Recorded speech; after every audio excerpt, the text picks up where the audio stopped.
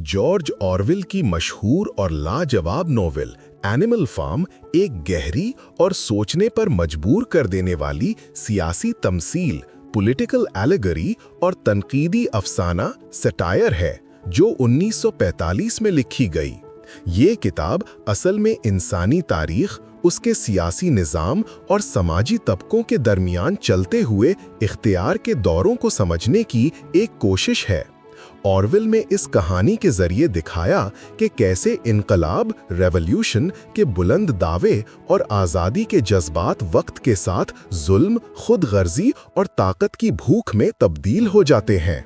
ये एक ऐसी मिसाल है जहां एक छोटी सी दुनिया, एक गांव का खेत, एक मैनर फार्म इंसानी समाज की पूरी सियासी कहानी को दिखाता है। हुकूमत, बगावत और दोबारा हुकूमत का सिलसिला। मैनर फार्म एक आम खेत है जहां मिस्टर जोन्स, एक सुस्त, शराबी और गफलत में डूबा हुआ किसान, अपने जानवरों पर हुकूमत करता है। वो उन्हें दिन रात काम करवाता है, मगर बदले में उन्हें सिर्फ भूख और थकान मिलती है। जानवर, जो खुद फार्म का असली ताकत है, उनके लिए ना कोई इज्जत है ना सुकून। मिस्टर जोन्स अक्सर नशा करके उन्हें भूल जाता है। कई मर्तबा ऐसा होता है कि जानवर भूखे सो जाते हैं जबकि उनका मालिक शराब में मस्त पड़ा होता है। ये मंजर इंसानी निज़ाम की उस सख्त हकीकत का एक आईना है जहां मेहनतकश लोग मजदूरों की तरह अपनी जिंदगी गुजार देते हैं और हुक्मरान उनकी मेहनत का फायदा उठाकर ऐशो आराम करते हैं। इसी अंधेरों में एक बूढ़ा और समझदार सुअर, ओल्ड मेजर, एक सपना देखता है। एक ऐसी दुनिया का सपना जहां जानवरों पर कोई इंसान हुकूमत ना करे, जहां सब बराबर हों और जहां मेहनत का फल सबको बराबर मिले। ओल्ड मेजर फार्म के तमाम जानवरों को इकट्ठा करता है और उन्हें एक नया पैगाम देता है। एनिमलिज्म ये एक निज़ाम है जो इंसाफ, मेहनत और बराबरी पर मबनी है। ओल्ड मेजर उन्हें समझाता है कि इंसान उनका असल दुश्मन है। वो उनकी मेहनत का फायदा उठाकर खुद तो आराम से रहता है, लेकिन उन्हें भूख और दुख में छोड़ देता है। उसका कहना था, इंसान कुछ पैदा नहीं करता, वो सिर्फ हमारी मेहनत से जीता है। अगर हम इंसानों को मिटा दें तो हमारी जिंदगी आज़ाद और खुशहाल हो सकती है। ओल्ड मेजर के जज्बाती अल्फाज हर जानवर के दिल को छू लेते हैं। वो उन्हें एक गीत भी सिखाता है, बीस्ट्स ऑफ इंग्लैंड, जो बगावत का नारा बन जाता है। ये गीत उनके दिलों में उम्मीद और जोश पैदा करता है। मगर कुछ ही वक्त बाद ओल्ड मेजर मर जाता है, लेकिन उसके ख्यालात और उसके सपने फार्म के हर जानवर के जहन में जिंदा रहते हैं। उसका पैगाम उनके लिए एक रोशनी बन जाता है। फिर वो वक्त आता है जब मिस्टर जोन्स अपनी शराब और लापरवाही में इतना डूब जाता है कि जानवरों को खाना देना भूल जाता है। भूख से परेशान जानवरों का सब्र टूट जाता है। एक रात वो सब मिलकर बगावत कर देते हैं। रेबेलियन का शोला भड़क उठता है। वो मिस्टर जोन्स और उसके नौकरों को फार्म से भगा देते हैं। जब उन्हें यकीन हो जाता है कि इंसान सच में चले गए हैं तो उनके दिल में आज़ादी का जज्बा फूट पड़ता है। वो खुशी से चिल्लाते हैं, नाचते हैं और अपनी नई दुनिया का आगाज करते हैं। अब ये फार्म उनका है। उनका पहला फैसला होता है कि फार्म का नाम बदल दिया जाए। अब ये मैनर फार्म नहीं, एनिमल फार्म है, एक ऐसी जगह जहां इंसान और बराबरी का नया निज़ाम कायम होगा। मगर ऑरवेल का असल पैगाम यहीं से शुरू होता है। उसने ये दिखाया कि इख्तियार एक ऐसी चीज है जो हर शख्स को बदल देती है। जो पहले आज़ादी और बराबरी के लिए लड़ते हैं, वो जब हुकूमत हासिल कर लेते हैं तो उन्हें भी ताकत का नशा चढ़ जाता है। जानवर जो कभी बराबरी के ख्वाब देखते थे, धीरे धीरे अपने नए हुक्मरानों, सुअरों, पिग्स के जरिए फिर से गुलामी में चले जाते हैं। सुअर, जो अपनी अक्ल और तालीम पर फख्र करते हैं, अब अपने आप को दूसरे जानवरों से बेहतर समझने लगते हैं। एनिमल फार्म इस मानी में सिर्फ एक कहानी नहीं, बल्कि इंसानी तारीख का एक जिंदा आईना है। ये हमें ये बताता है कि हर नई हुकूमत, हर नया इनकलाब जब अपनी असलियत भूल जाता है तो वो पुराने जुल्म की नई तस्वीर बन जाता है।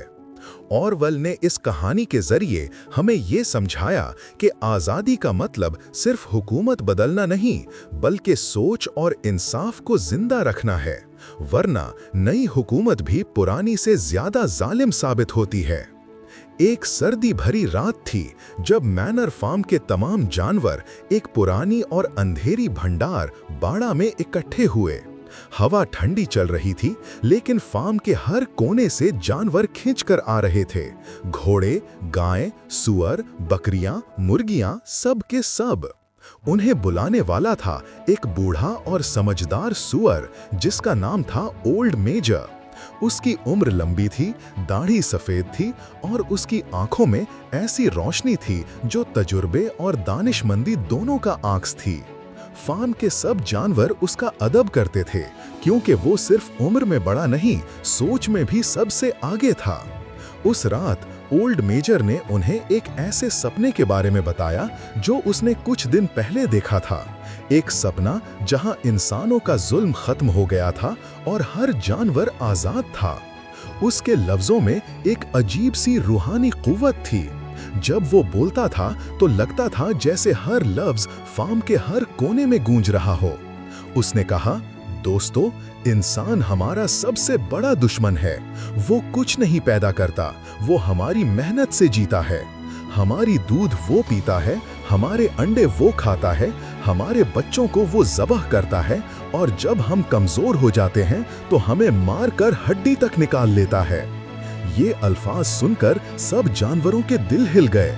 उनके चेहरे पर पहली बार सोच और जज्बा उभरने लगा। ओल्ड मेजर ने उन्हें एक नया पैगाम दिया जो उसने एनिमलिज्म का नाम दिया। एक ऐसा निजाम जहां ना इंसान होगा, ना मजलूम, ना जालिम। सब जानवर बराबर होंगे, सब मिलकर मेहनत करेंगे और हर एक अपनी मेहनत का फल खुद खाएगा। उसने कहा, हमारी ताकत हमारी इत्तेहाद में है। अगर हम सब एक हो जाएं तो इंसानों का नामो निशान मिट जाएगा। इसके बाद ओल्ड मेजर ने उन्हें एक गीत सिखाया, बीस्ट्स ऑफ इंग्लैंड। ये गीत एक नई दुनिया, एक नई उम्मीद और एक नई रोशनी का गीत था। जब सब जानवर मिलकर गाने लगे तो भंडार में ऐसी गूंज उठी जैसे हर दीवार ने आजादी का नारा लगाया हो। जानवरों की आंखों में आंसू थे, लेकिन वो खुशी के थे। उन्हें पहली बार लगा कि शायद सच में एक नया दौर शुरू हो सकता है। कुछ दिन बाद ओल्ड मेजर मर गया, लेकिन उसके अल्फाज और उसका सपना फार्म के हर जानवर के दिल में हमेशा के लिए लिख गया। उसकी बातें अब सिर्फ एक याद नहीं रहीं, बल्कि एक मिशन बन गई थी। फार्म के सबसे अक्लमंद सुअर स्नोबॉल, नेपोलियन और स्क्वीलर ने मिलकर फैसला किया कि अब वक्त आ गया है ओल्ड मेजर के ख्वाब को हकीकत में बदलने का। ये तीनों जानवर अपने अपने अंदाज में उस पैगाम को आगे बढ़ाने लगे। रात के अंधेरों में वो चुपके से फार्म के मुख्तलिफ हिस्सों में बैठकें करते। स्नोबॉल सबसे ज्यादा जज्बाती और इमेजिनेटिव था। वो बाकी जानवरों को पढ़ना, लिखना और सोचना सिखाता। उसका कहना था कि अगर हर जानवर तालीम हासिल करे तो कोई उन्हें धोखा नहीं दे सकता। नेपोलियन दूसरी तरफ ज्यादा खामोश था। वो बोलता कम, मगर हर वक्त सोचता रहता था कि ताकत कैसे हासिल की जाए। स्क्वीलर अपनी मीठी जुबान और तेज जहन के साथ फार्म में प्रोपेगेंडा फैलाने लगा। वो सब जानवरों को यकीन दिलाता कि इनकलाब उनके लिए खुशी और आज़ादी लाएगा। धीरे धीरे फार्म का माहौल बदलने लगा। जानवर पहले से ज्यादा होशियार और उम्मीदवार लगने लगे। जब भी रात होती तो उनके दिल में एक ही सोच गूंजती, वो वक्त अब दूर नहीं जब इंसान उनके ऊपर हुकूमत नहीं करेगा। हर दिन ओल्ड मेजर का नाम इज्जत से लिया जाता और हर एक जानवर के दिल में एक ही नारा गूंजता, आजादी, बराबरी और इनकलाब। अब मैनर फार्म के आसमान पर एक नई सुबह का इंतजार था, एक ऐसी सुबह जो उनके नसीब लिखने वाली थी। उन्हें लगता था कि अब बस एक चिंगारी की देर है और फिर वो वक्त आ जाएगा जब फार्म पर इंसाफ और आजादी का झंडा लहराएगा। मैनर फार्म खामोश था, मगर उस खामोशी के नीचे इनकलाब के धमाके की आवाज छुपकर उभरने को थी। आखिर वो दिन आ ही गया जिसका ओल्ड मेजर ने सपना देखा था, जिसकी बात उसने हर जानवर के दिल में डाल दी थी। मैनर फार्म के सब जानवर अब हद से ज्यादा थक चुके थे। सालों से जुल्म, भूख और बेइंसाफी बर्दाश्त करते करते उनका सब्र टूट गया था। मिस्टर जोन्स, जो पहले से ही शराब में डूबा हुआ और फार्म के काम से बेखबर इंसान था, अब अपनी हद तक पहुंच गया था। उसने जानवरों को कई दिन तक ना खाना दिया ना पानी। भूख से बेहाल जानवर जब अपने घूंटों और तोतियों से थोड़ा सा खाना निकालने लगे तो जोन्स ने उन्हें डंडे और चाबुक से भगा दिया। उस पल उनका गुस्सा लावा की तरह फूट पड़ा। अब वो चुप रहने वाले नहीं थे। एक जोर का हंगामा मच गया। पूरी रात फार्म में चीख पुकार सुनाई देने लगी, अब और नहीं। ये नारा पूरे फार्म के आसमान में गूंज गया। गाय, घोड़े, बकरियां, सुअर और मुर्गियां सब मिलकर डंडे, सिंघों और खुरों से इंसानों पर टूट पड़े। पहली बार उन्होंने महसूस किया कि उनमें भी ताकत है, एक ऐसी ताकत जो इंसाफ के जज्बे से भरी हुई थी। मिस्टर जोन्स और उसके नौकर होश हवास खो बैठे। उन्होंने भागने की कोशिश की, लेकिन जानवरों ने उन्हें पूरे फार्म से निकाल दिया। जब आखिरी बार जोन्स की घोड़ी फार्म के दरवाजे से बाहर निकली तो सब ने एक सांस में महसूस किया, मैनर फार्म अब उनका है। सुबह होने तक हर कोने में खामोशी छा गई। जानवर आपस में एक दूसरे को देख रहे थे, जैसे यकीन कर रहे हो कि ये सब सच है। फिर एक जोर का शोर उठा, खुशी के नारे, नाचना, चिल्लाना, हम आजाद हैं, सब चीखते हुए बोल रहे थे। वो दिन मैनर फार्म की तारीख का सबसे बड़ा दिन था। उसी दिन उन्होंने फैसला किया कि फार्म का नाम बदल दिया जाए। अब वो एनिमल फार्म है, एक नई पहचान, एक नया दौर, जहां हर जानवर बराबर होगा और जहां मेहनत और इंसाफ का नया निजाम कायम होगा। उस रात स्नोबॉल और नेपोलियन ने सब जानवरों को इकट्ठा किया। उन्होंने कहा कि आजादी सिर्फ एक शुरुआत है, अब इस नई दुनिया को बचाने के लिए कुछ कानून बनाना जरूरी है। सुअरों ने मिलकर 7 कमांडमेंट्स ऑफ एनिमलिज्म लिखे, जिन्हें उन्होंने एक बड़े बांध के दीवार पर सफेद पेंट से लिख दिया। हर जानवर ने उस दीवार को फख्र से देखा। ये उनके नई जिंदगी के पहले कानून थे। सब जानवर बराबर हैं। कोई जानवर कपड़े नहीं पहनेगा, कोई जानवर बिस्तर में नहीं सोएगा, कोई जानवर शराब नहीं पिएगा, कोई जानवर दूसरे जानवर को नहीं मारेगा, कोई जानवर किसी इंसान से ताल्लुक नहीं रखेगा। सब जानवर बराबर हैं। इन कवानीन ने उनके दिलों में फख्र भर दिया। हर जानवर के चेहरे पर एक नई रोशनी थी। ये उनका लिखा हुआ तारीखी मौका था। अब कोई मालिक नहीं, कोई गुलाम नहीं, सब मिलकर मेहनत करते, अपनी फसल उगाते और अपनी मेहनत का फल खुद खाते। पहली फसल पहले से बेहतर हुई। सब ने महसूस किया कि जब इंसानों का बोझ उनके सर से उठ गया तो जिंदगी कितनी आसान हो गई है। बॉक्सर, वो मेहनतकश घोड़ा, अपनी पूरी ताकत लगाकर काम करता और कहता, I will work harder. Farm पर खुशी और उम्मीद का माहौल था। लेकिन ऑरवेल इस मंजर के जरिए सिर्फ एक कहानी नहीं सुना रहा था, वो इंसानी तारीख का सबक लिख रहा था। ये रिबेलियन असल में 1917 के रशियन रेवोल्यूशन की मिसाल थी। मिस्टर जोन्स उस पुराने हुक्मरान जार निकोलस दूसरे की निशानी था, जिसे अवाम ने इनकलाब में गिराया। और पिग्स, जो सबसे ज्यादा अक्लमंद बनकर कानून लिखते और फार्म पर हुकूमत करते हैं, वो असल में सोवियत लीडर्स जैसे लेनिन और बाद में स्टालिन की मिसाल थे, जिन्होंने इनकलाब के बाद ताकत अपने हाथ में ले ली और अवाम पर वही जुल्म दोबारा थोप दिया। ऑरवेल ने इस हिस्से में ये समझाया कि एक खूबसूरत ख्वाब आज़ादी और बराबरी का जब ताकत के नशे में डूब जाता है तो वो ख्वाब तोड़ देता है उन लोगों को जिन्होंने उसे सच बनाया था। एनिमल फार्म के इस मौके पर कहानी सिर्फ एक फतह पर खत्म नहीं होती, यहाँ से एक नई दास्तान शुरू होती है, ताकत के नशे और उसके तबाहकुन असरात की। एनिमल फार्म के शुरुआती दिनों में सब कुछ सचमुच बेहतरीन लग रहा था। इंसानों के चले जाने के बाद फार्म जैसे जी उठी थी। हर जानवर मेहनत को इबादत समझकर काम करता था। अब कोई चाबुक नहीं, कोई दंडे नहीं, कोई मालिकाना हुकूमत नहीं। सब अपनी खुशी से काम करते और अपनी मेहनत का फल खुद खाते। सुबह सुबह जब सूरज की पहली किरणें फार्म पर पड़ती तो सब जानवर फख्र से कहते, अब ये हमारी दुनिया है। उनके चेहरे पर वो सुकून था जो कभी पहले महसूस नहीं हुआ था। पहली फसल ने उन्हें साबित कर दिया कि वो इंसानों के बगैर ज्यादा अच्छा काम कर सकते हैं। घास, अनाज सब कुछ बढ़ चुका था। हर जानवर अपने हिस्से का काम करता। कोई दाना जमा करता, कोई मकान साफ करता, कोई बच्चों का ख्याल रखता। उन्हें लगता था कि ओल्ड मेजर का सपना अब सच बन गया है। लेकिन इस खुशी और बराबरी के दौर में धीरे धीरे एक नया तनाव उभरने लगा।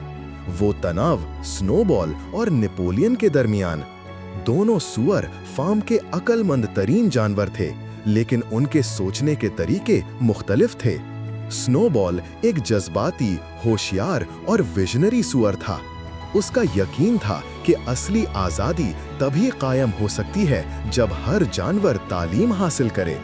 वो फार्म के हर हिस्से में दर्स व तदरीस का निज़ाम शुरू करता, जानवरों को पढ़ना लिखना सिखाता, उन्हें एनिमलिज्म के उसूल समझाता।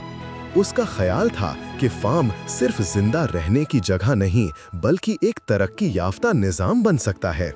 स्नोबॉल ने एक दिन सबके सामने एक विंडमिल का आइडिया रखा, एक ऐसी चरखी जो हवा से बिजली पैदा करेगी ताकि फार्म के हर कोने में रोशनी और सुकून हो।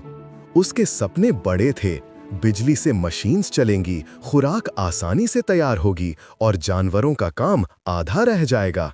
वो कहता था, हम ज्यादा सोचेंगे तो कम मेहनत करनी पड़ेगी। उसका सपना फार्म को एक मॉडर्न और खुशहाल जगह बनाना था। मगर नेपोलियन दूसरी तरफ बिल्कुल मुख्तलिफ सोच रखता था। वो खामोश, मक्कार और ताकत का भूखा सुअर था। उसके लिए तालीम से ज्यादा जरूरी था हुकूमत और कब्जा। उसका मानना था कि सब जानवर को सोचने का हक नहीं देना चाहिए, सिर्फ लीडर को सोचना और बाकी सबको मानना चाहिए। नेपोलियन का मकसद फार्म पर पूरा कंट्रोल। उसने खुफिया तौर पर कुछ पिल्ले अपने पास रख लिए जिन्हें वो छुपकर अपनी फौज बना रहा था। नेपोलियन के पास एक और ताकत थी, स्क्वीलर, जो उसका जुबान बन गया। स्क्वीलर मीठी जुबान वाला लफ्जों का जादूगर था जो झूठ को भी सच और जुल्म को भी एहसान बनाकर पेश करता। जब भी कोई जानवर सवाल उठाता वो कहता, कॉमरेड्स, क्या तुम सोच सकते हो कि नेपोलियन जैसे अजीम लीडर कुछ गलत कर सकते हैं? वो हमेशा तुम्हारे लिए सोचता है। धीरे धीरे फार्म का सबसे मशहूर नारा बन गया, कॉमरेड नेपोलियन हमेशा सही है। स्नोबॉल के सपनों और नेपोलियन की सियासत के दरमियान फार्म दो हिस्सों में बट गया था। एक तरफ इल्म और तरक्की की सोच और दूसरी तरफ ताकत और कब्जे का जुनून। जानवर अब तक अपनी मेहनत में मसरूफ थे, मगर अंदर ही अंदर फार्म के अंदर एक नया पॉलिटिकल जंग का माहौल पैदा हो गया था। इसी तनाव के दरमियान एक दिन battle of the cow shade हुई। मिस्टर जोन्स और उसके कुछ इंसानी दोस्त हथियार लेकर फार्म वापस आए ताकि अपना पुराना फार्म दोबारा हासिल कर सकें। ये जंग एनिमल फार्म के लिए पहला इम्तिहान थी। स्नोबॉल ने पहले ही जंग का एक मजबूत प्लान बना दिया था। उसने हर जानवर को उसकी जगह और जिम्मेदारी बता दी थी। जब जंग शुरू हुई तो स्नोबॉल खुद सबसे आगे था। उसके शरीर पर खून के निशान पड़े, मगर उसका हौसला नहीं टूटा। घोड़े, बकरियां, सुअर, मुर्गियां सब ने मिलकर इंसानों को वापस भगा दिया। जंग जीत ली गई। जानवरों ने खुशी में नारा लगाया, एनिमल फार्म जिंदाबाद। स्नोबॉल को उसकी बहादुरी के लिए मेडल दिया गया। उसका नाम फख्र से फार्म के हर कोने में लिया जाने लगा। लेकिन नेपोलियन के चेहरे पर उस दिन कोई मुस्कुराहट नहीं थी। उसके दिल में पहली बार एक जलन, एक दुश्मनी पैदा हो गई थी। वो सोच रहा था कि फार्म में सिर्फ एक लीडर की जगह है और वो स्नोबॉल नहीं हो सकता। ऑरवेल के लफ्जों में ये खामोशी आंधी से पहले वाली खामोशी थी, एक ऐसा तूफान जो अब उठने वाला था और जल्द ही सब कुछ बदल कर रख देगा। एनिमल फार्म अब उस मोड़ पर आ चुकी थी जहां से कहानी का असली रंग बदलने लगा था। जो फार्म कभी उम्मीद, बराबरी और तरक्की का नारा लगाता था, अब वहां हवा में एक अजीब सी बेचैनी महसूस होने लगी थी। स्नोबॉल और नेपोलियन के टकराव अब सिर्फ बात तक नहीं रह गई थी, अब वो ताकत और कब्जे की जंग बन चुकी थी।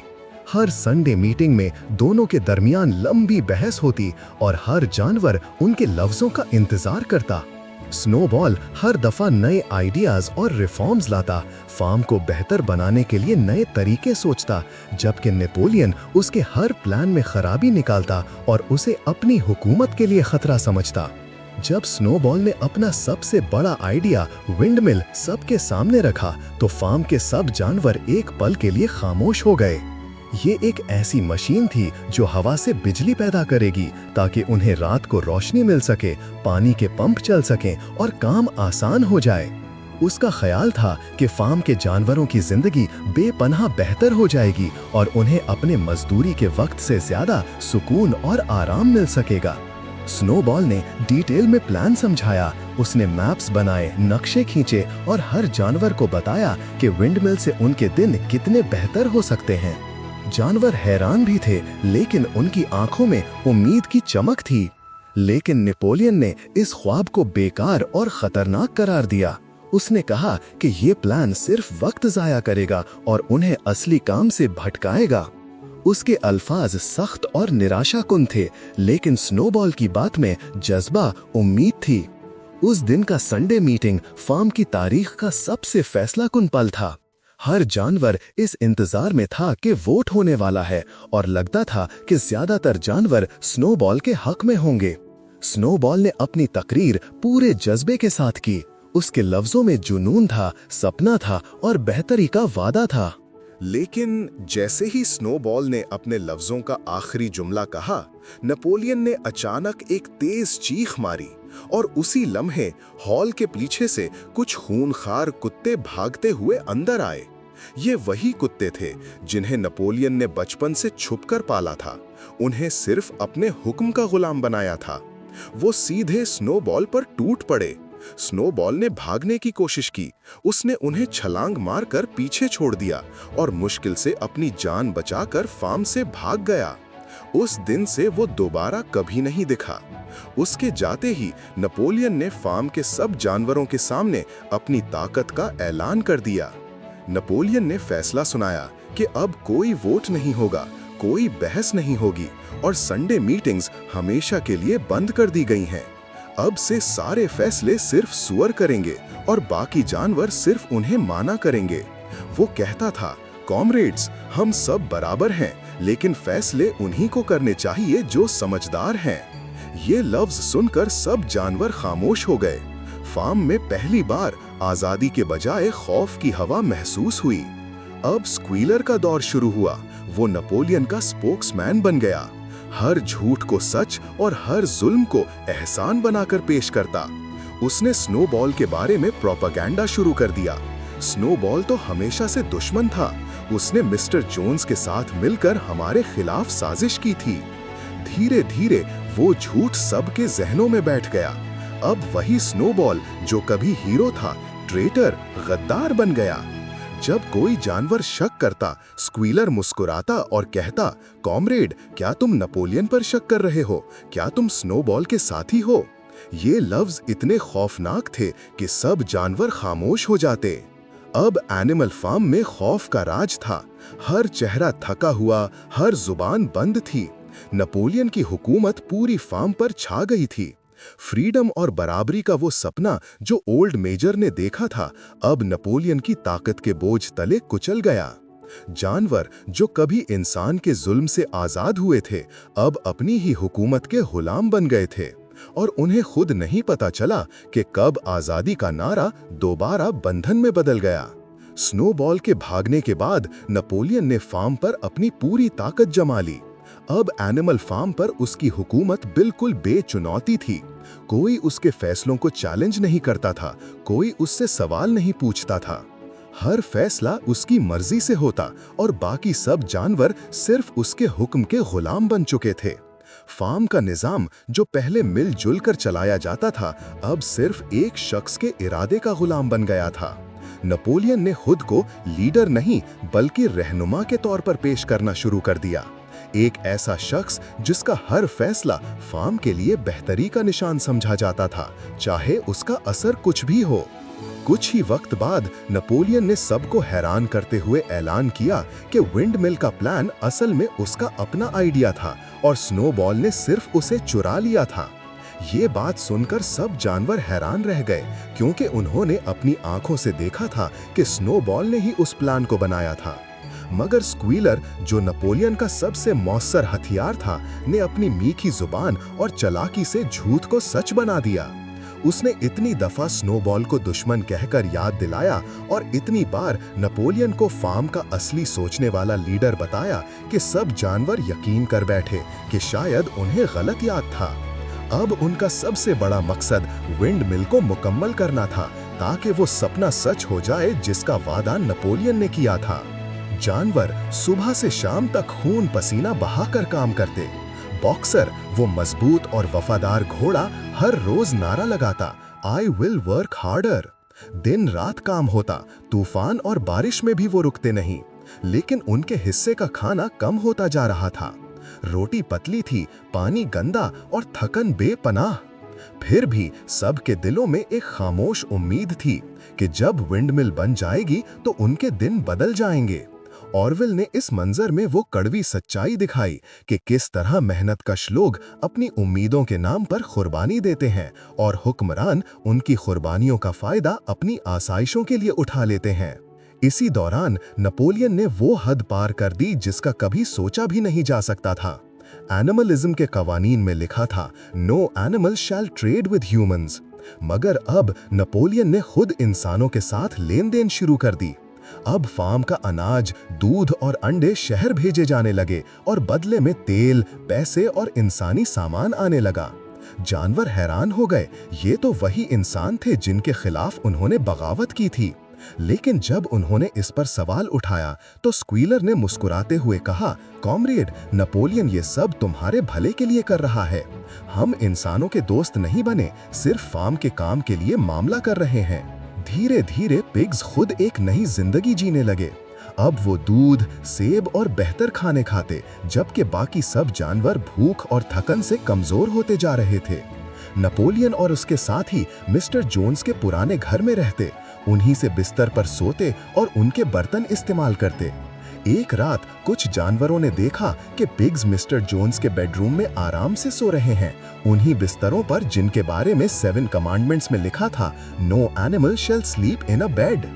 जब कुछ जानवरों ने इस बात पर ऐतराज उठाया तो स्क्वीलर ने फिर से अपनी लफ्जी जादू से उनका दिल बदल दिया।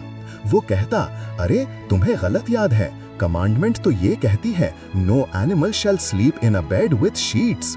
उसने कहा कि पिग्स ने तो सिर्फ कंबल हटा दिए हैं और बेड पर सोना कोई जुर्म नहीं।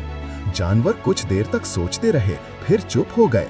उनके दिल में शक तो था, मगर डर और जहालत ने उन्हें खामोश कर दिया। हर गुजरते दिन के साथ एनिमल फार्म का असली चेहरा बदलता जा रहा था। वो फार्म जो बराबरी और इंसाफ के लिए बनी थी, अब वहाँ क्लास सिस्टम दोबारा जन्म ले रहा था। सुअर हुक्मरान और बाकी जानवर मजदूर बन गए थे। सुअर अब इंसानों की तरह कपड़े पहनते, खास खाना खाते और दूसरों को डंडे के जरिए चलाते। ऑरवेल ने इस दौर को एक सिंबॉलिक बिट्रेयल के तौर पर दिखाया, जहां आजादी का नारा सिर्फ एक खोखला जुमला रह गया। एनिमल फार्म अब दोबारा उसी अंधेरे की तरफ जा रही थी जहां से वो कभी निकली थी। बराबरी का सपना मिट्टी में मिल चुका था और उन जानवरों के लिए जो सच में काम करते थे, जिंदगी एक बार फिर से गुलामी का दूसरा रूप बन गई थी। स्क्वीलर और नेपोलियन के झूठ इतनी बार दोहराए गए कि वो सब सच लगने लगे। फार्म पे सब अच्छा चल रहा है, नेपोलियन हम सब का बाप है, स्नोबॉल हमारा दुश्मन था। ये लफ्ज इतनी बार सुनाए गए कि उनका मतलब खो गया। अब एनिमल फार्म का नया नाम रखा गया, मैनर फार्म। वही पुराना नाम, वही पुरानी गुलामी, सिर्फ चेहरे बदल गए थे।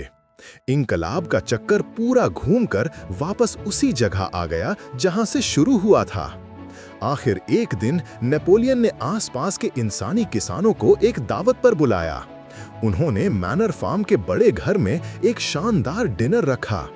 पिग्स और इंसान एक ही टेबल पर बैठे हंस रहे थे, पीने पिलाने में मसरूफ थे और प्रॉफिट्स और एफिशिएंसी पर गुफ्तगू कर रहे थे।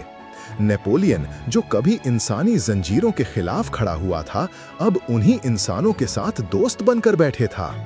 उसने अपना ग्लास उठाया और टोस्ट दिया, may we work together in peace and prosperity. बाहर खिड़की से कुछ बेचारे जानवर चुपकर ये मंजर देख रहे थे। उनके चेहरे पर हैरानी, उदासी और दुख का मिलाप था। उन्हें समझ नहीं आ रहा था कि कौन सूअर है और कौन इंसान। दोनों एक जैसे लग रहे थे। उनके चेहरे, उनकी हरकतें, उनकी बातें, सब कुछ मिल गया था। आखिरी मंजर में ऑरवेल ने वो दर्द भरा सच लिखा कि outside the animals looked from pig to man and from man to pig and from pig to man again, but already it was impossible to say which was which. उस लम्हे उन्हें एहसास हुआ कि इनकलाब सच में मर गया है। जो सपना ओल्ड मेजर ने देखा था, जो उम्मीद स्नोबॉल ने जगाई थी और जिसके लिए बॉक्सर ने अपनी जान दी थी, वो सब जिंदा दफन हो गया। अब मैनर फार्म पर सिर्फ ताकत, झूठ और धोखा बाकी था। आजादी एक लफ्ज बन चुकी थी, बराबरी एक मजाक और इंसाफ एक खामोश याद। ये था ऑरवेल का आखिरी पैगाम। जब ताकत सच को दबा देती है तो इंसान या जानवर सब एक जैसे हो जाते हैं। रात का वक्त था, आसमान पर चांद आधा छुपा हुआ था और फार्म में हर तरफ एक भूतिया खामोशी छाई हुई थी। ठंडी हवा के झोंके पुराने दरख्तों के पत्ते हिला रहे थे और कहीं दूर से इंसानों की हल्की सी आवाज सुनाई दे रही थी। सब जानवर अपनी जगहों पर सोच में गुम थे। उन्हें आज कुछ अजीब सा महसूस हो रहा था, जैसे उनके दिल के अंदर कोई सच छुपकर हलचल कर रहा हो। जब कुछ क्यूरियस जानवर चुपके से फार्म हाउस के पास गए और खिड़की के पास रुककर अंदर झांका तो उनके जिस्म का खून जम गया। खिड़की के अंदर जो मंजर उन्होंने देखा वो उनके लिए एक जहनी झटका था। नेपोलियन, वही सुअर जो कभी इंकलाब का रहनुमा था, जो बराबरी और आजादी के नारे लगाता था, अब एक इंसानी हुक्मरान की तरह कपड़ों में लिपटा हुआ था, हाथ में ग्लास पकड़े इंसानों के साथ बैठकर हंस रहा था। टेबल पर इंसानी लैंडलॉर्ड्स और पिग्स दोनों एक साथ कार्ड्स खेल रहे थे, हंस रहे थे और एक दूसरे के साथ बिजनेस पर बातें कर रहे थे। वो सब एक जैसे लग रहे थे, मोटे चेहरे, मोटी गर्दनें, छुपे हुए इरादे और झूठी मुस्कुराहट। जानवर खिड़की के बाहर चुपकर सब देखते रहे।